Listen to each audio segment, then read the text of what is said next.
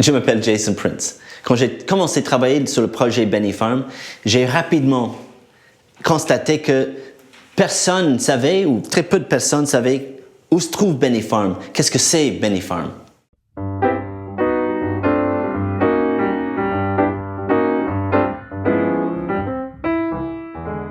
Alors, Benny Farm a été construit en 1947 pour les anciens combattants. Et après 45 années, les bâtiments ont été en détérioration. Alors, le gouvernement du Canada a proposé de construire des nouveaux bâtiments pour les vétérans et de démolir ce qui restait, les anciens bâtiments. Mais la communauté indigène n'a pas accepté ça. C'était du logement de qualité et on doit le protéger pour les autres familles d'indigènes.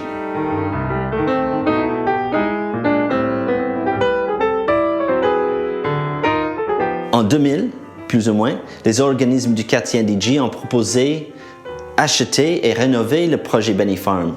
Mais la proposition n'était pas acceptée par Canada Lands Company, le propriétaire du site. Alors, en 2004-2005, ils ont commencé un nouvel processus, le Task Force Benny Farm, qui a abouti à un consensus communautaire largement reconnu comme un succès, une bonne idée.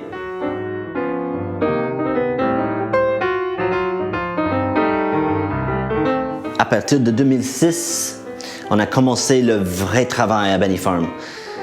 Le Benny Farm, maintenant, actuellement, peut-être une dizaine de projets différents. On a des projets de haute gamme, accession à la propriété. On a des logements communautaires, OBNL, coopératives.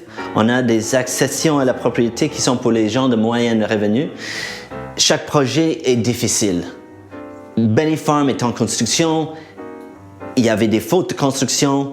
Il y avait beaucoup de problèmes, mais malgré tout ça, la communauté Benny Farm a réussi à bâtir une base. Il y a des centaines de familles qui habitent actuellement à Benny Farm en 2011.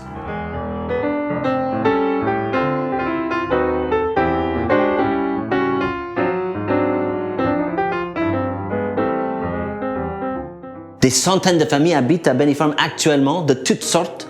On va voir un grand impact dans NDG. Les petits parcs vont être remplis d'enfants. Les écoles, les élèves. La rue Sherbrooke va être réinventée d'une certaine façon. On va voir le baby boom. Encore une fois, ça va avoir un grand impact dans NDG. On le voit déjà un peu et on va voir cet impact-là pendant les prochaines années.